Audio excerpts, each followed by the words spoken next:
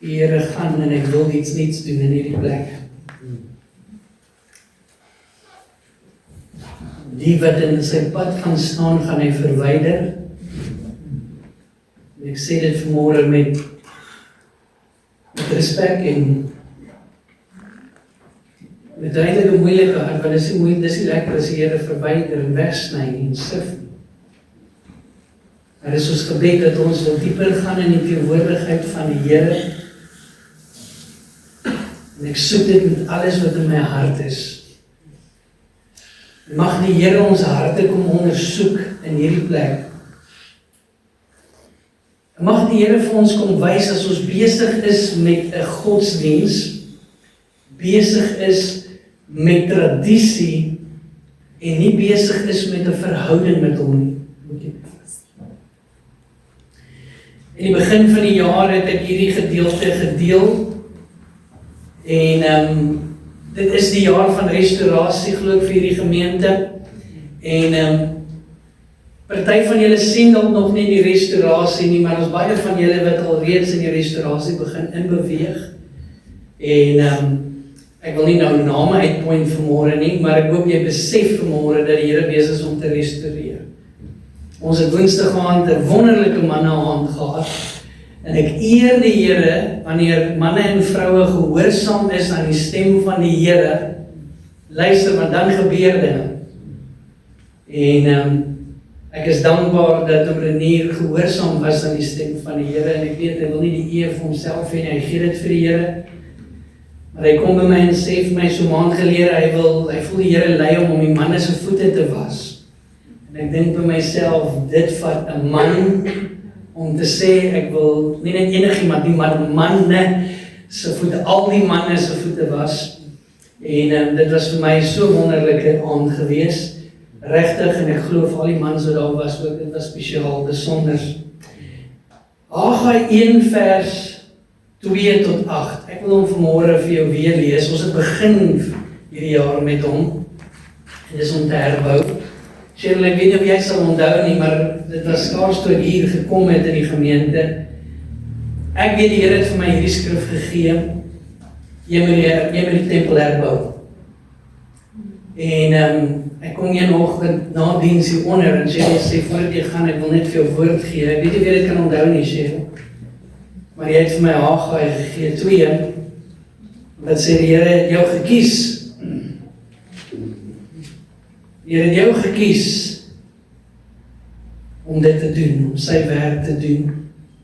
In die afgelope tyd het ek weer so 'n bietjie deur 'n tyd gegaan wat ek gewonder, Here, het jy my nog gekies? 2 weke terug, weet julle, ek het dit gedeel en om Dani het niks van dit geweet nie, ek weet of hy die preke agteraf luister dalk nie. En net so voordat hulle die manne uitgaan, hy sê net die Here sê vir my, ek het jou gekies. En hy het nie geweet dit is in my hart nie. En in hierdie week terwyl ek voorberei, lees ek so 'n bietjie weer deur Haggai, want ek weet dit is wat ons oor gaan praat en dit staan toe net weer vir my uit daarso. En die Here herinner my ook, hy het dit vir my gesê, Cheryl het bevestig, Woensdag aand bevestig om Daniel dit weer en hy sê, ek het jou gekies. So ek is hier vanmôre, en of jy dit nou daarvan hou of nie daarvan hou nie, jy moet dit met die Here uitklaar. Hy gaan die woord van die Here bring soos wat hy dit vir my gegee het. Haggai 1 vanaf vers 2, ek gaan lees uit die Nuwe Lewende Vertaling. Die Here sê, die Here, die Almagtige sê, die mense sê, die tyd het nog nie aangebreek om die huis van die Here, die tempel te herbou nie. Dis wat die mense sê. Vers 3, die Here het toe deur die profeet Haggai die volgende boodskap gestuur. Hoe kan julle in weelderige huise bly, terwyl my huis in reën is? Die Here, die Almagtige sê, dink 'n bietjie na oor hoe sake vir julle staan. Julle het baie aangeplant, gedoen, maar die oes was maar skraal. Julle het nou wel kos om te eet, maar julle is nog honger. Julle het wyn om te drink, maar nie genoeg om julle dors te les nie. Julle klere om aan te trek, maar dit is nie voldoende om julle warm te hou nie. Julle geld raak weg asof dit geberg is in 'n broeksak met gate. Die Here die Almagtige sê, dink 'n bietjie na oor hoe sake vir julle staan. En dan gee hy die opdrag en hy sê, gaan haal hout op die heuwels en begin dan my huis herstel. En dan sal my vrede, dit sal my tevrede stel, en ek sal voel dat julle my eer betoon.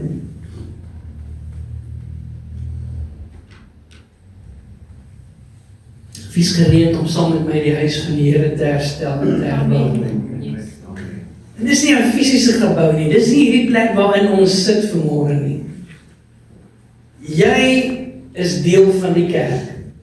Die persoon wat langs jou, voor jou en agter jou sit, is deel van die kerk. Ons as 'n gesamentlike gemeenskap hier is die kerk. Maar die kerk ook hier af in die straat, voor kan die pad, is ook deel van die kerk. Nou die tempel, voordat dit 'n tempel was dit 'n tent. Almal van ons weet dit vanmôre. Jy sal dit onthou, die tabernakel, en dit was ingestel deur God. Hy het dit aan Moses gegee, hy het vir Moses ek wil altyd vir besigheidsmanne sê, as jy nie weet hoe om 'n besigheid te bestuur nie, gaan net na die Here toe. Hy het vir Noag, planne gegee vir die ark, en hy het vir Moses die planne gegee vir die tabernakel. Hy kan vir jou alles gee, presies, selfs die afmetings. So dit begin by 'n tent, 'n tabernakel. Later het Salomo 'n fisiese tempel gebou, stene. Toe was daar die tweede tempel, waarvan ons môre 'n bietjie gaan lees. Later, ek dink dit was so 3 jaar omtrent, ek dink voor Christus eers, wat sinagoges begin opskiet het, wat plekke was waar Jode bymekaar gekom het om skrif te lees, om saam te bid. Die tempel was nog steeds daar, maar hulle het sinagoges gehad waar jy, soos wat ons nou, you have a local church, a local assembly, kan jy dit nou maar amper sê. En dan weet ons praat die Nuwe Testament van ons as die tempel. Die tweede tempel is ek dink omtrent so 60 of 70 jaar na Christus is dit verwoes, so daar is tans nie 'n tempel nie. Jesus verwys nou na ons, deur Paulus, as sy tempel, waarin sy Heilige Gees woon. En dan weet ons ook, alles in die woord van die Here is 'n skadu, die Ou Testament is 'n skadu van die Nuwe Testament, maar die Nuwe Testament glo ek is 'n skadu weer van dit wat nog kom. In Openbaring 21 vers 3 sê hy van die toekomstige tempel. En hy sê, kyk, 'n groot stem uit die hemel gehoor sê, kyk, die tabernakel van God is by die mense, en hy sal by hulle woon, en hulle sal sy volk wees, en God sal self by hulle wees, vir altyd, as hulle God. Dis sy begeerte nog altyd is om by ons as mens te wees, en ons by hom. Eksodus 25 vers 8, gee God die rede vir die tabernakel. Hy sê, ook moet hulle vir my 'n heiligdom maak, dat ek in hulle midde kan woon. Dat ek in hulle midde kan wees. Hy wil by hulle wees, en ons sien dit, reg deur die woord van Adam en Eva, hy het saam met hulle gewandel in die tuin. Maar sonde het 'n skeiingsmuur tussen ons en die Here gebring. Toe sê hy vir Moses, ek bou vir my 'n tabernakel, 'n heilige plek, dit sal heilig wees, want die sonde kan nie daar kom nie. Maar ek wil nog steeds by julle wees, is tydelik, ek gaan 'n plan maak. Ek het klaar 'n plan, Jesus Christus, my seun gaan ek stuur, hulle het nog nie geweet nie. En die seun, die woord, het vlees geword, en onder ons kom wat doen? Woon, sê die woord van die Here. Nou deur sy Heilige Gees maak hy ook sy woning in ons. Hy begeer om by ons te wees. Nou die geskiedenis van Israel, Juda spesifiek hier, hulle was ongehoorsaam aan die Here. As jy nou gaan lees deur Samuel en Konings en Kronieke, dan kan jy sien hierdie volk is op en af. Dan dien hulle die Here, dan kom maar 'n goeie koning en hy doen wat reg is in die oë van die Here, en dan net die volgende hoofstuk lees jy, is nou 'n nuwe koning, hy doen wat verkeerd is in die oë van die Here. En dan moet die profete en die mense weer waarsku. En Israel was hier op 'n plek gewees waar hulle ongehoorsaam was en hulle het afgode gedien en hulle het gedoen wat verkeerd was in die oë van die Here, soos baie van ons man. En dan stuur die Here waarskuwings. En hy het sy profete gestuur om hulle te waarsku. In Jeremia 25 kan jy gaan lees ook. Waar Jeremia, ek dink omtrent, ek kan nie onthou hoeveel, iets soos 23 jaar dink ek, voor hulle actually in ballingskap ingevat is, Babylon, 23 jaar voor die tyd, kom Jeremia en hy gee woord, en hy sê, julle moet pas op, keer terug na die Here, anders gaan julle weggevoer word. Hulle luister nie. En wat gebeur? Hulle word toe weggevoer in ballingskap. Koning Nebukadneser, sy manne vaar in Jerusalem in, en hulle breek Jerusalem af, hulle breek die tempel van die Here af, hulle vat al die goud uit die tempel, al die utensils en goed wat in die tempel was, vat hulle en hulle vat weg. Dus kan amper sê dat daar nie veel oorbly van Jerusalem. Maar na 70 jaar keer hulle toe terug van hulle. Dis in Jerusalem. In Esra 1 vers 1 tot 3 lees ons, in die eerste jaar wat Kores, koning van Persië was, het die Here die belofte wat Jeremia gebring het vervul. Die Here het gesorg dat Kores, koning van Persië, besluit neem, en dit is neergeskryf en deur sy hele ryk sirkuleer. Die besluit was soos volg, so sê Kores, koning van Persië, die Here, die God van die hemel, het my beheer oor al die koninkryke van die aarde gegee. Hy het my aangestel om vir hom 'n tempel in Jerusalem in Juda te bou. As julle deel is van sy volk, mag julle teruggaan na Jerusalem in Juda, om hierdie tempel van die Here, die God van Israel, die God wat in Jerusalem is, te gaan herbou.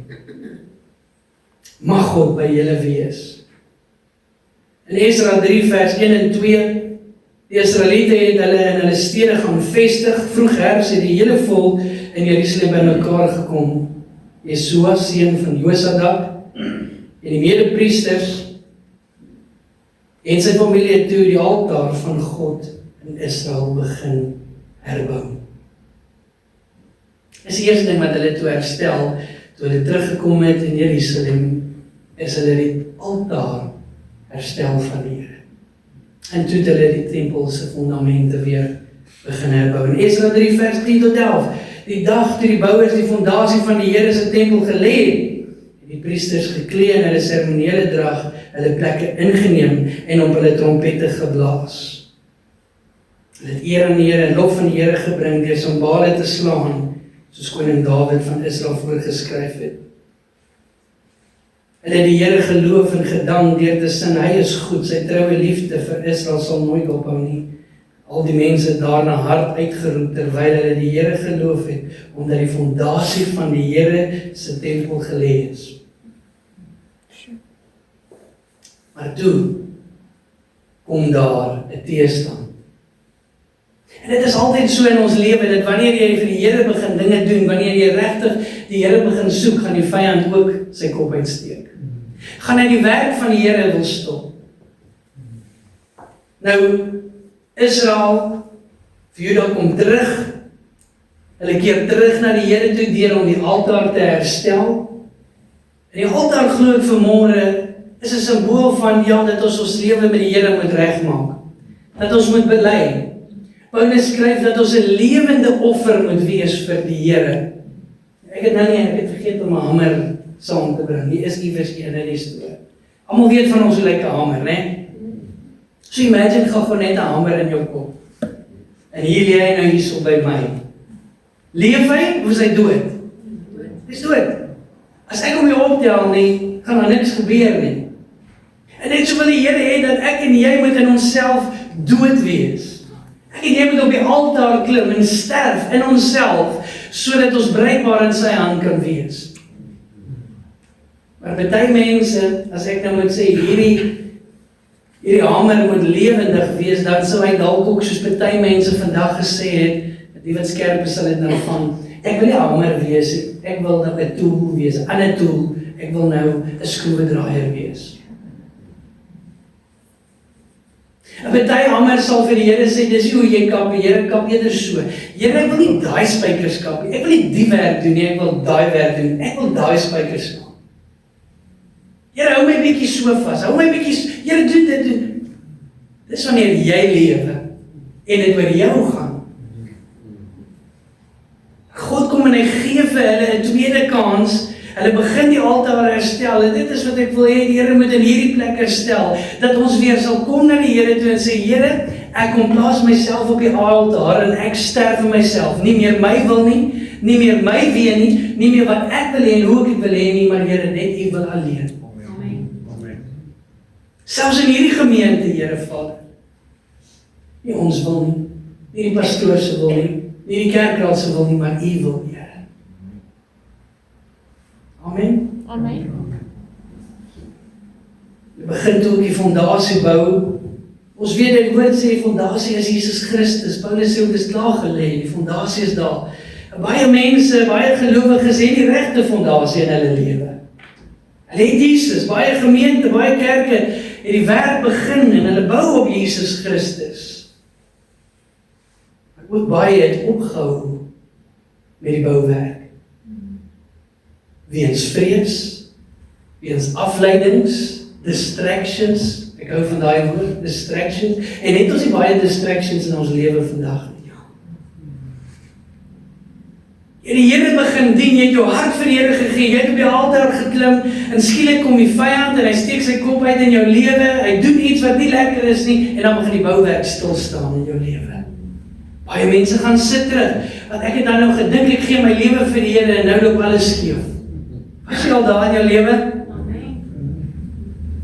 Here, ek bid, Here, ek gaan kerk toe, ek doen wat ek glo U wil hê ek moet doen, maar nou loop niks in my lewe meer reg nie.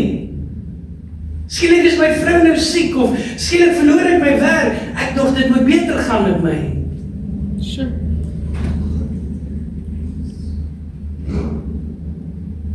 En die bouwerk staan dan stil. Afleidings, ons het so baie afleidings in ons lewe, probeer bid. Jou brein is al so geherprogrammeer, dat jy nie meer kan fokus net op Jesus nie. As jy wil begin bid, dan blaf die hond, die selfoon gaan af, die buurman begin gras sny, jy begin dink aan môre, jy begin dink aan, jy het nog nie vleis uitgehaal nie, kyk waar staan die tyd, dit gaan nooit ontdooi teen vanaand nie. En so die duiwel vir ons besig met allerlei distractions. En dan staan die bouwerk stil. Baie kinders van die Here kry seer in kerk. En dan staan die bouwerk stil, want Here, ek het nou seer gekry. Ek gaan nou nie meer kerk toe nie, ek gaan nou by die huis sit, of ek gaan na 'n volgende gemeente toe, of wat ook al. Surprise, surprise, of dit nou ander gemeentes of nie, you are still part of the church. En in daai gemeente is ook mense wat net soos jy foute maak. In hierdie gemeente is ons nie net perfek nie. Ons maak foute. En ek kan vir jou sê, ek weet in hierdie gemeente hou nie almal van almal nie. En ons moet oor dit kom. Ons gaan eendag saam hopelik in die hemel wees.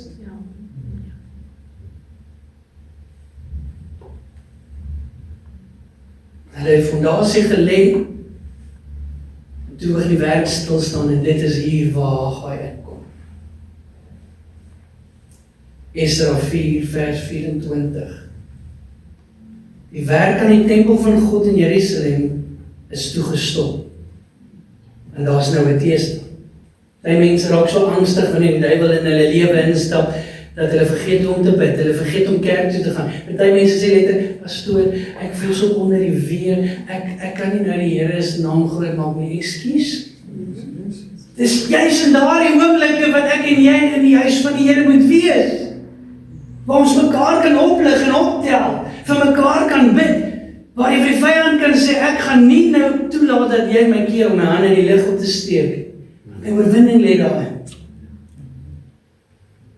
Maar net soos baie van ons, stop hulle toe die werk weens die teenstand. Alles het net so bly lê, tot in die 2de jaar van koning Darius van Persië se regering. Esra 5 vers 1 tot 2, en in die tyd het die profete Haggai en Sagaria, die seun van Ido, vir die Jode in Juda en in Jerusalem in die naam van die God van Israel geprofeteer. In reaksie hierop, die profesie het ons nou gelees, Haggai 1. Hy sê, en in die reaksie hierop, hierdie woord, het hulle weer aan die tempel van God in Jerusalem begin bou.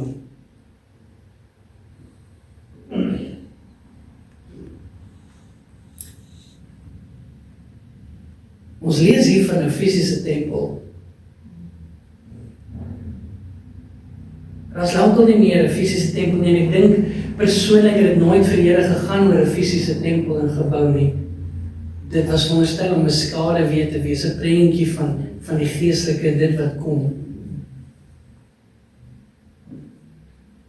Ons is die tempel van die Here. Die Heilige Gees maak sy woning in ons. En God wil daarom, glo ek, ons herbou. Nie hierdie gebou nie, ek wens partykeer. As mens so na die krake en al die goeders kyk, dan sê die Here, kan ons, of het raas het by die Here, wat is die plan? Here, kan ons nie dalk net, gee net vir ons dalk 'n gebou op 'n ander plek, wat dit nie in die hoofstraat is en dit so raas nie, wanneer jy bid en jy wil net die Here loof en prys, ons sit hier en nee, gaan die baie spyt Here. Ek weet nie wat is die Here se plan vir hierdie gemeente nie. Een ding weet ek dat al hierdie goeders is net tools vir die kerk, maar dit is nie die kerk nie. En ons sê nou amen, maar hier in die onderbewussyn loop ons met die gedagte dat dit die kerk is. Maar jy is die kerk. En dit verander heeltemal die prentjie, want nou beteken dit, as jy die kerk is, met die verantwoordelikheid. Nie net die pastoor nie, nie die kerkraad nie, nie die leiers nie, maar elke van julle wat vanmôre hier so sit, en hulle wat nie hier is, wat luister, as jy deel is van die kerk, het jy 'n verantwoordelikheid. En daarom glo ek dat die Here hierdie jaar se tema gee, die opdrag is om te herstel dit wat afgebreek is. Nie net in ons gemeente of in gemeentes, in kerk nie, ook in ons persoonlike lewe.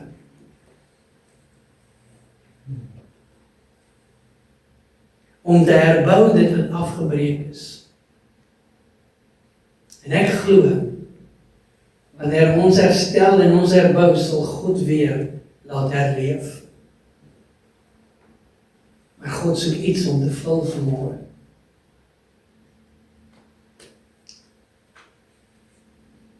Die herstel van die huis van God gaan dus oor die herstel nie van 'n gebou nie. Dit gaan oor die herstel van 'n gemeenskap, waarin God se teenwoordigheid geëer word, sy woord gehoorsaam word, sy volk verenig is en sy heiligheid weerspieël word.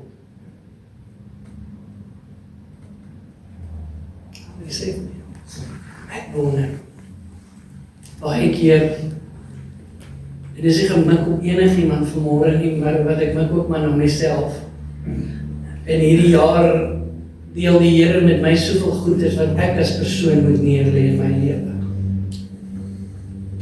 En ek glo ek vanmôre in jou lewe is daar goed wat die Here wil hê dat jy moet neerlê, neersit. Sodat ons kan help. Jy kan nie help bou in die tempel as jou hande vol goed is. Al wat jou hand oor te wees is 'n baksteen, wat noem mense daai ding wat jy met meestal 'n troffel. En ons gaan lees ook in op 'n stadium met hulle nie net met die troffel in die hand gestaan nie, maar ook met 'n swaard, met 'n wapen. Amen. Hoe lyk dit wanneer mense of 'n kerk geestelik dood gegaan het, of afgebreek is, of nie meer op die plek is wat hulle moet wees nie, lyk soos dit behoort te lyk nie, is wanneer mense hulle vrees vir die Here verloor. En as ek praat van kerk, dan praat ek nie vanmôre net van ons gemeente nie, ek praat van kerk. Die kerk kom net op verskillende plekke bymekaar, dele van die kerk. Ons is een deel van die kerk wat vanmôre hier by mekaar. En vanmôre moet ek vir myself vra, en jy moet vir jouself vra, vrees jy nog die Here?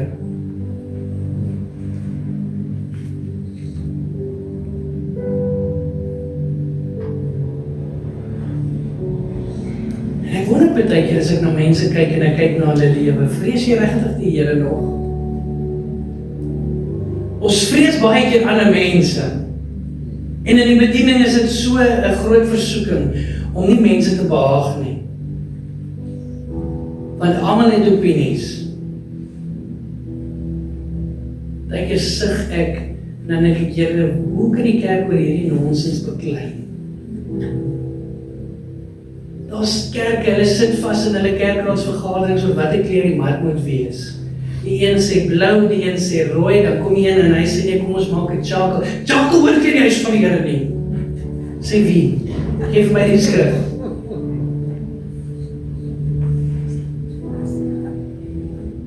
Moet ons nou 10 ligte insit, moet ons nou 5 ligte insit, en dan kan ek iets saamstem nie. Kan ons net sê, weet jy wat, ek gee nie om oor die ligte nie, ek gee nie om oor die matte nie, ek gee nie om oor wat nie. En is my gebed, Here, vanmôre, dat ons sal inkom en U se vrees, U eerste sal stel in ons lewe. Mense vrees ook weer die Here.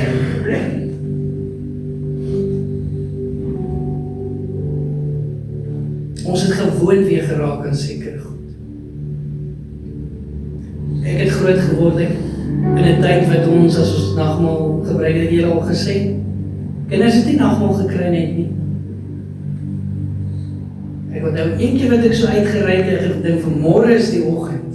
Ek weet mos waaroor dit gaan. Ek sit by my ouma en ek wil so net 'n broodjie vat, ek tik sy my hand so.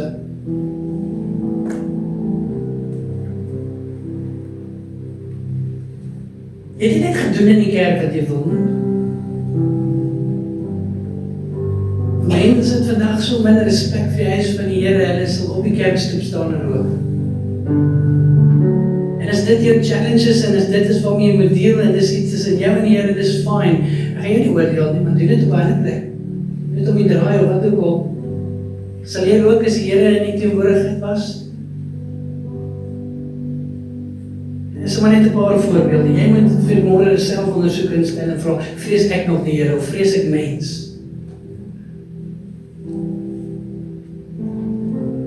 Jy weet, as jy die 666 vrees, en jy vrees die merk van die dier en al die goed, is ook die verkeerde vrees. You should only fear God. Not the Antichrist. Nie die aardbewings nie, nie die oorstromings nie, niks van hierdie goed nie, net God. Net God. Ek kan in 'n storm wees, ek kan oorstroom word, en God kan my toemaak. Weet wat ook al, ek weet nie. Het sal wees soos in hierdie sci-fi movies. Kom net 'n ding oor my en ek staan. Amen. Die golwe kan oor my spoel, ek sal staan. Dis wat ons geloof moet wees. O, die resessie, o dit, o dat. Wie vrees jy? Wat vrees jy? Iemand wat geestelik dood is, of wat sy tempel afgebreek, wat mens afgebreek is, of wat ook al, is mense wat verloor hulle eerste liefde. Om God prioriteit te maak in jou lewe, en ek moet eerlikwaar sê, vandag, in hierdie tyd wat ons leef, God is nie meer prioriteit in huise nie. As God prioriteit was, sou dinge baie anders gelyk het, sou kerke vol gewees het. Amen. Ons prioriteite is verkeerd. Party mense is meer gehoorsaam aan hulle werkgewer as God. Skande. As jou werkgewer sê spring, jy praat nie terug nie, want jy is bang hulle fire jou, of jy kry nie 'n bonus aan die einde van die maand. Party mense is so arrogant soos dit wat dit doen, ek weet. As jou werkgewer vir jou sê, jy is môreoggend 7 uur by die werk, dan sê jy nie, nee, ek bly in die Kaap, is nog donker 7 uur nie. Jy sê, nee, ek sal jou later sien, of weet jy wat, as jy my ooit sien. O, ek wil nie vanmôre lus om werk te gaan nie. Kyk hoe wind baie die wind hier in Kleinmond. Kyk hoe reën dit. Come Sunday. Nee. glo die Here sal my vergewe. En nie vanmôre lus om kerk toe gaan nie, net baie hard gewerk hierdie week. Die werk word prioriteit. God kry tweede plek. En dit sê nie vanmôre, dat daar gaan tye wees wat jy dalk siek voel. En jy gaan by die huis bly, of daar gaan tye wees wat jy regtig verlof. Jy mag verlof vat. Hoor mooi wat ek vanmôre sê, ek sê nie, jy moet nog altyd net in die kerk wees nie. Jy moet jou hart ondersoek vanmôre. Wat ek vir jou vra as kind van God, is God prioriteit of wie is? Dis my vraag. Wat die kerk toe gaan ry en al die ander goed betref, is 'n saak tussen jou en die Here. As jy in die bed kan lê op 'n Sondagmôre met 'n skoon hart en rein gewete, that's up to you. It's not for me to judge. Is nie enigiemand die om vanmôre te oordeel nie. Maar wat ek vra is God prioriteit in jou lewe? Baie mans is meer gehoorsaam aan hulle vrouens as die Here. Ek weet van mans, as die vrou sê sy nou lus vir 'n chocolate, kan dit haal buite, hy sal in die kar klim en hy sal 'n chocolate gaan koop, want hy is lief vir haar. Maar as die Here vra, het ons baie verskonings. Ons het ons eerste liefde verlaat. Ons doen dinge, wanneer ons eerste liefde verlaat het, dan doen ons dinge uit dwang uit, want ek moet kerk toe. Jy moet nie kerk toe nie.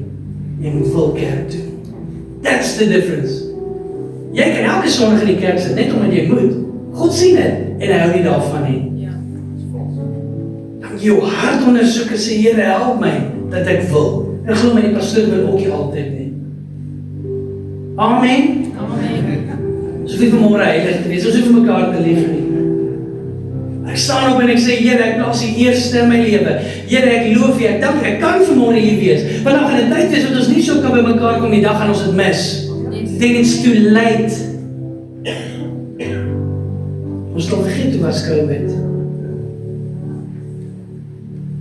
So as jy eerste geliefde verlaat het, mense doen dinge uit dwang, hulle doen dinge om mense tevrede te stel. Ek gaan kerk toe omdat ek gesien wil word. Ek is hier, die pastoor moet net daarom sien ek is hier. Ek moet vir jou sê, ek is vreeslik jammer, ek sien jou nie altyd nie. Ek kom by die huis en vra my vrou, was daai nou in die kerk? Ja, sy het hom gegroet. Maar, because I'm so focused on Jesus. Ek moet gefokus wees en voorberei.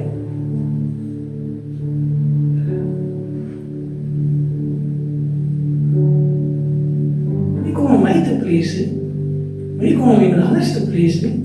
Kom om met die wil wees vir die Here, want jy het 'n verantwoordelikheid, jy is deel van die kerk, net soos wat ek is. Wanneer ons eerste liefde verlaat het, dan doen ons dinge uit rutine, gewoonte.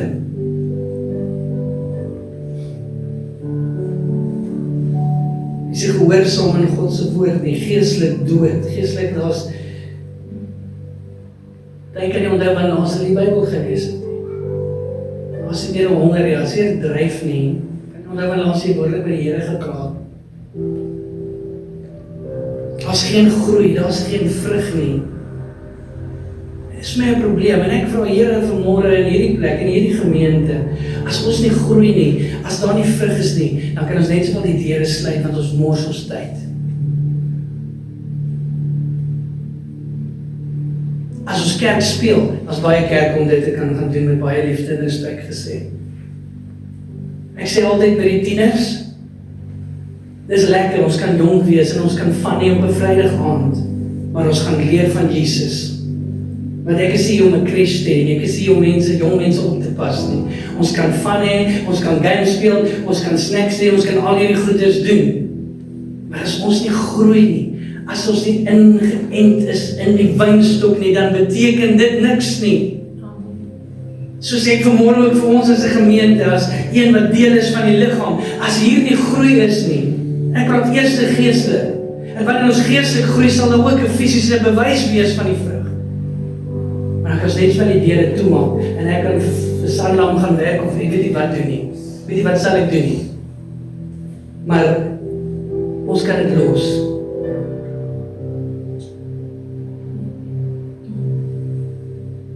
Soos aan die slaap, baie keer.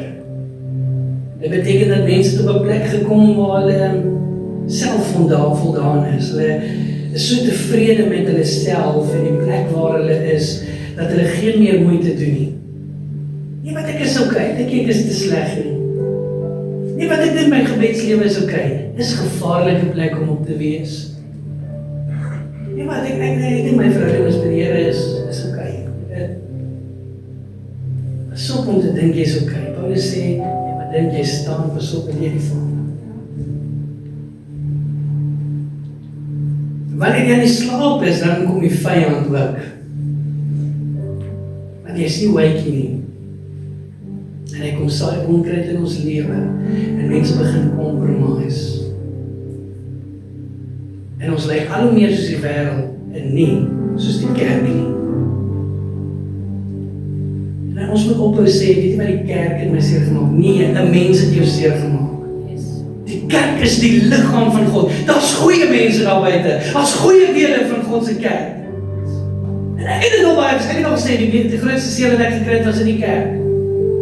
Sê die kerk het jou seer gemaak, nie as 'n mens wat jou seer gemaak het. Nie kwaad is oor die kerk nie. Dis God se liggaam. En daar's goeie mense in hierdie liggaam. Amen. Is stil vanmôre. Ons compromise, ons raak te veel soos die wêreld, terwyl God ons geroep het, net soos wat die tabernakel en die tempel heilig was, wil hy, ek en jy, wat die tempel is, moet heilig leef. Dat hulle kan sien van ver af, daai man, daai vrou is anders. Maar ons probleem is, ons lyk te veel deesdae soos die wêreld, dat die wêreld nie eens meer kan agterkom, daar's 'n verskil nie.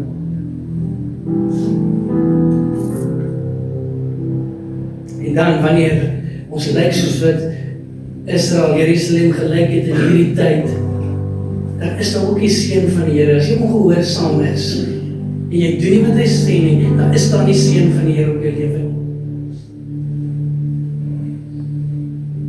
He will only bless those who are obedient, those who seek. En ons kan so maklik Deuteronomium 28, ek is die kop, nie die stert nie. Maar van 'n maandag tot 'n Saterdag doen jy net wat jy wil en jy gehoorsaam nie die Here nie. Jy verdien nie om die kop te wees. Jy mag jy dit uitelik kwoteer nie. Dan is jy nie stert sonder om te sê. Daar is ook, net so daar 'n blessing is daar 'n curse. As jy wegbeweeg van die Here, dan kom daar 'n curse. Dis net natural, want waar God is lewe, so ek moet inplak by die lewe. En hoe minder ek van die lewe het, hoe meer dood is daar. It's just natural. Dis nie dat God dood gee nie. Dis net 'n consequence. Dis 'n gevolg van daar's die lewe nie. Hy is 'n lewe. Efesiërs 2 vers 19 tot 22. Julle is dus nie meer uitlanders en bywoners nie, prys die Here. Hy praat hierso met die nie Jode, die heidene. Dankie Here, ons is ook heidene, maar ons is nou nie meer uitlanders nie, ons is nie meer bywoners nie, maar medeburgers van hulle wat aan God behoort. Ja, julle is lede van God se huisgesin, wat gebou is op die fondament van die apostels en die profete. Christus Jesus is self die hoekklip op wie die hele gebou, terwyl dit kunstig in mekaar gepas word, verwys tot 'n tempel wat aan die Here toegewy is. Vers 22, deur julle verhouding met hom, word julle ook saam opgebou tot 'n gebou waarin God deur sy Gees woon. Ja, hy woon ook in ons individueel. But there's something powerful when the body comes together. As 'n ander blessing, as 'n ander level. Dis ons wil nie sê, jy moet kerk toe kom sodat die stoele vol lyk en wat ook al. Nee! We need each other. Ons het mekaar nodig. En wanneer ons by mekaar kom, dan is ons soveel groter seën op die liggaam van die Here. Ek weet daar's mense daar buite wat hulle eie agendas het. Ek weet daar's pastore wat hulle eie koninkryke bou. Ek weet daar's kerke waaroor dit also gaan net oor geld en status en roem en al hierdie goeders. Maar ek wil vir jou vanmôre sê, my hart is vir hierdie plek dat ons sal oorwinning kry, dat ons sal transformeer word, dat ons sal lewe, dat ons sal wees wie God wil hê ons moet wees. But I need you. We need each other. En hierdie reeks gaan ons kyk 'n paar goed. Want as jy sê jy is deel van die liggaam, as jy sê jy is deel van God se tempel, dan gaan ons nou saam bou. Amen. Want elkeen van julle het 'n skill, elkeen van julle het 'n gawe, het 'n talent, het iets van die Here ontvang. Wat tot opbouing en stigting kan wees van die liggaam van Christus. Ek wil nie net nog 'n kerk wees nie. Ons baie kerk om daarin toe te kan gaan. Ek en jy wat deel is van die liggaam in die tempel moet dan besef vanmôre dat elkeen van ons het 'n verantwoordelikheid. Besef jy dit vanmôre? En jy hoef nie na my te luister nie, maar jy gaan eendag voor die Here staan en hy gaan vra, in die liggaam waarin ek jou geplant het, wat het jy gedoen?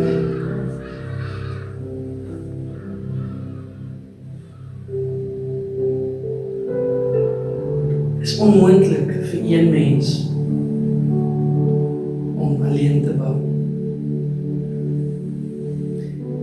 Die woord van die Here verwag van ons dat ons goeie rentmeesters moet wees. En dis juist dit.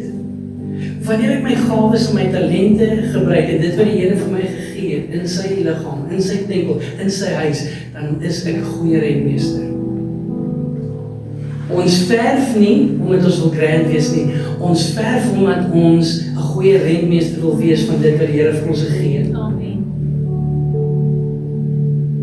Ons maak die kerk skoon nie net omdat dit moet netjies lyk nie, maar dis omdat ons goeie rentmeesters wil wees. So hoort dit in jou eie persoonlike lewe ook te wees. Die Here gee vir jou 'n geldjie, die Here gee vir jou 'n pensioen, of dalk werk jy nog vir 'n salaris of wat ook al. Wat doen jy met daai geld? Is jy 'n goeie rentmeester? Alleenlik dan kan die Here jou seën. Het jy geweet dat jy selfs jou tiende kan betaal en steeds swak besluite neem in die res van jou finansies? En God seën nie dit nie. Gee jou tiende uit gehoorsaamheid en jy saai, maar dit wat jy oor het, is nog steeds God. Kyk, wat doen jy met dit? Ons gaan praat oor rentmeesterskap. Ons gaan praat oor eenheid, eensgesindheid. Dat ons moet eensgesind wees. Dit beteken nie ons moet dieselfde wees, en daar is 'n verskil. Elke van ons is hier uniek. Elke van julle het 'n ander vingerafdruk. Jy is spesiaal, jy is kosbaar in die Here se oë. Hy het jou lief.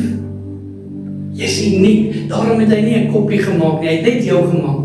Selfs die tweelingste tweeling in hierdie wêreld wat so naby aan mekaar lyk, is nie eens identies nie. So ons vra nie eenvormigheid nie, ons vra eenheid. Ons wil nie almal dieselfde lyk nie, ons wil nie almal dieselfde aantrek nie. Wees jy net jy.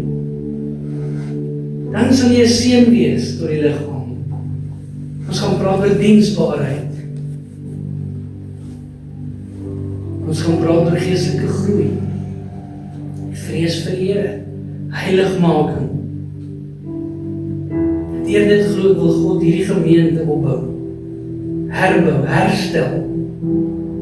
Dat in die tyd wat ons by Desember kom, ek wil nie eens uit die lewe, ek moet so lank wag nie. Ons moet volgende maand al 'n verskil sien in hierdie gemeente. In ons eie persoonlike lewe. Dit gaan kos dat elke ou sê, Here, ek meld aan. Bou in my lewe en help my om te bou in die kerk. Nie gebou nie, kerk, hoofletter. Ek, wat Gerrit is, sien 'n kerk wat lief is vir God en mense. Wat God prioriteit maak, wat God eerste stel. Ek sien 'n kerk wat lewe en bold is vir Jesus en daarna streef om soos hy te wees.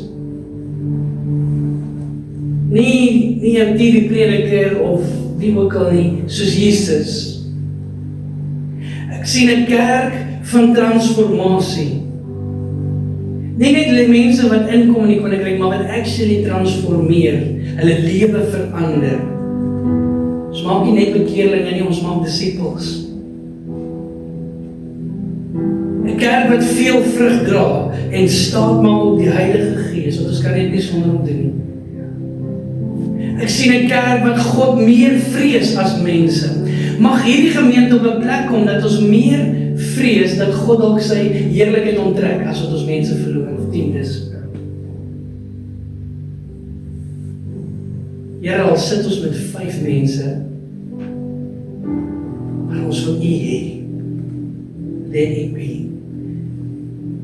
Ek sien 'n kerk wat die suiwer evangelie deel met ander en nie net bekeringe maak nie, maar disippels wat bereid sal wees om enigiets prys te gee vir Jesus en onwaarlik volg. Ek sien 'n kerk wat bid, ons bid hopeloos te min. En ek is jammer, dis obviously die pastoor se fout, maar niemand het nog ooit na my toe gekom en gesê, pastoor, ons bid te min, kan ons meer bidsgeleenthede of wat ook al hê. Ek voel vanmôre en ek sê dit. Ek is bang om te sê, ek is jammer nie. Ons bid te min. Amen. Tegnies moet die bidure vol wees. Volle ramper wil ek sê is die dienste. Dis ons krag lê, dis die generator. Dis waar ons lewe vandaan kom, is in gebed. Wie glo in die krag van gebed? Ons moet net vinnig op baie nooit sê, ek is nou klaar. Intercessors. Dit was nie 'n bediening in Handelinge nie. Dit was nie eens 'n bediening, amper wil ek sê, in die afgelope 2000 jaar nie. Dit is baie onlangs wat intersessie 'n aparte bediening geword het. Elkeen van julle wat hier so sit, behoort 'n intercessor te wees. Dis hoe dit was in Handelinge. Ek sien 'n kerk waar mense God waarlik kan bid in gees en in waarheid, 'n kerk wat beweeg in die bonatuurlike krag van die Heilige Gees.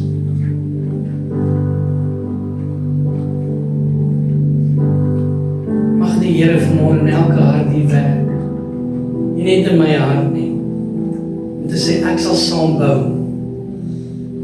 Ons wil weer sien, Here, dit wat gedoen was in Handelinge, maar ons weet daar selfs meer in store. Daar steeds groter dinge in store. Glo jy die Here kan dit nog doen? Amen. Waar die skade weer verbeter is en hulle op die mense siek is val en hulle word gesond. Ek wil dit weer sien. Ek wil sien waar lewens weer so drasties omdraai, dat mense kom tot bekering en al hulle verslawings is weg in Jesus naam. Jy onthou daai tyd. Jy geleef het daai tyd, dat jy sulke tye beleef in die kerk. Die Gees van die Here net so opdag, daar's baie keer nie eens 'n sangdiens nie. Of was net 'n sangdiens. Ek begeer dit vanmôre. En as jy dit begeer saam met my en jy's bereid om saam met my die hand in die ploeg te slaan, vrou staan op jou voete en Here wat hier is. En sê Here, ek weet vanmôre, ek verklaar ek is deel van die liggaam. En Here, ek sal my deel doen. Wat ook al is dit wat die Here van jou vra. Ek sal my deel doen in die liggaam vanmôre.